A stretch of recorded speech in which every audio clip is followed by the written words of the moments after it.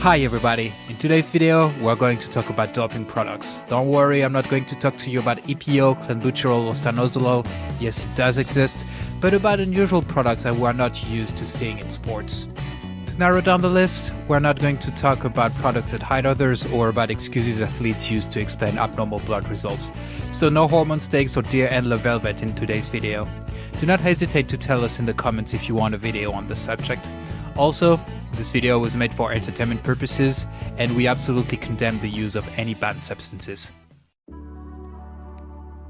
We'll start with a substance that is apparently harmless but which is known to increase athletic performances: caffeine. Studies have shown a substantial increase in alertness when consuming it. Caffeine pills have been part of the training protocols of many athletes.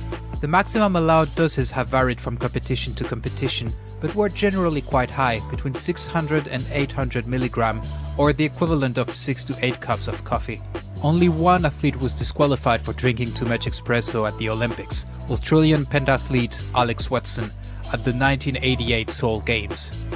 Energy drink lovers, please rest assured, caffeine is no longer one of the doping products listed by the World Anti-Doping Agency since 2004. We kick it up a notch with alcohol. Its consumption was common, especially in the world of football and rugby, without any controls. This was not the case at the Olympics, where Swedish pentathlete Hans-Gunnar Liljenvall was the first athlete to test positive in the history of the Olympics. Stressed before the pistol shooting competition of the 1968 Mexico Olympics, Liljenvall drank 2 beers to take the edge off. Even though you should never drink and carry firearms, it appeared to work for Liljenvall, as the Swedish team ended up winning the bronze medal in the team event. Unfortunately for him, he tested positive and his team was disqualified. Like coffee, alcohol was removed from the anti-doping agency's banned list in preparation for the 2018 Sochi Games. We're still looking for drunken Olympic performances, however. The 80s and 90s will remain known as the steroid era in baseball. Players' muscular mass and their performances were exploding. This is made apparent by the number of home runs per season. If steroids have been banned since 1991, the first tests were only carried out in 2003, and until today only lead to minor penalties compared to other sports. The problem was so significant that US President George Walker Bush spoke about it in a press conference. But we can jump to this conclusion that steroids have sullied the game. The use of steroids continued to increase despite tests during the 2000s, and some athletes were trying alternative protocols and new endocrine disruptors in order to continue gaining an unfair advantage. This was the case of the left fielder Manny Ramirez, suspended in May 2009 for taking human chorionic gonadotropin, an ovulation inducer that helps increase female fertility. According to our sources, Manny Ramirez did not have ovulation problems and was therefore suspended for 50 games. American football player Brian Cushing and UFC fighter Dennis Siver both tested positive for the same substance.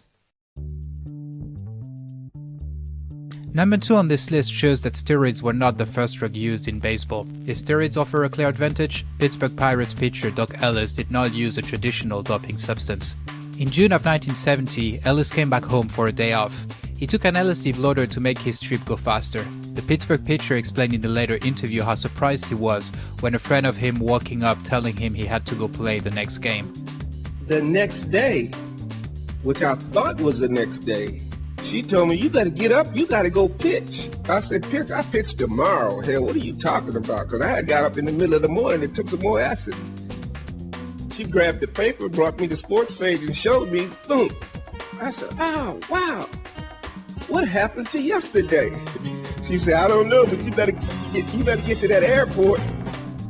Ellis somehow managed to make his way to the stadium but was unable to see the players and threw the ball at shapes he saw in the midst. He even threw himself several times on the ground to catch non-existent balls. Mind-blowingly, Ellis managed the only no-hitter of his career that day, a performance that was only achieved 4 times in 162 MLB games in the 1970 season. In the history books, his performance is immortalized with his initials, LSD. If you enjoy baseball stories, feel free to check our 3 Minutes for Glory episode about Jim Abbott. Also, if you enjoyed this video, please make sure to leave a like, subscribe, and check out our other sports videos. If I were to ask you to make a list of substances that give athletes an unfair advantage, you are unlikely to include cannabis in it. You would be surprised to know that its conception was the cause of one of the biggest scandals in the history of the Olympics. Snowboarding was added as a new sport to the 1998 Nagano Games. Its new popularity was a much-needed boost for the Winter Olympics, who were looking for a newer audience. The honeymoon between the IOC and snowboard was short-lived when Canadian Olympic champion in the parallel giant slalom, Ross Rebagliati, tested positive for cannabis. He first had his title taken away from him, but was later reinstated because marijuana was not on the list of prohibited substances. The story caused such a scandal at the time that snowboarding was considered to be withdrawn from the Olympic Games entirely. Several questions remain until today. Why were THC tests carried out when the product was not listed? And why did the IOC suspend an athlete who had consumed a product that was not on the forbidden list? Feel free to put your theories in the comments. Rebagliati was not the only athlete who tested positive for cannabis. American judoka Nicolas Del Popolo was disqualified from the London Games in 2012. While cannabis and snowboarding may seem compatible to some, it seems incongruous to go into a fight after smoking. It might be for this reason that Del Popolo was excluded from the Games. Thank you very much for watching this top 5. Once again, this video was made for entertainment purposes only and does in no way intend to promote the use of substances that are dangerous for the physical and psychological health of those who take them and those around them. That being said, I hope you enjoyed this ranking. If you did, feel free to leave a like, subscribe, and check out our other sports video. Let us know in the comments which top 5s you would like to see next.